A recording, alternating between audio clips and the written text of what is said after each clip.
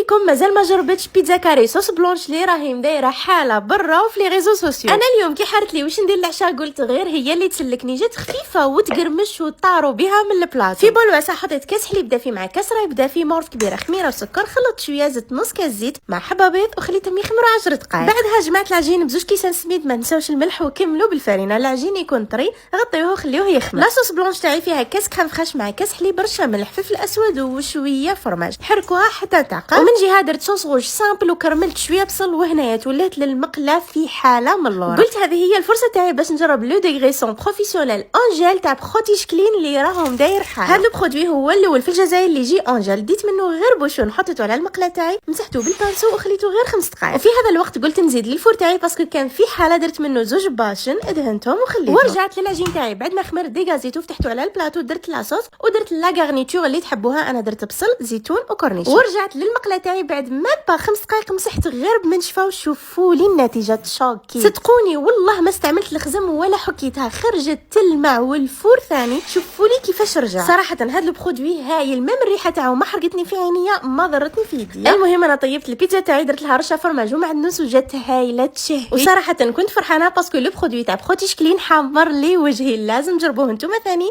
وهذا ما كان.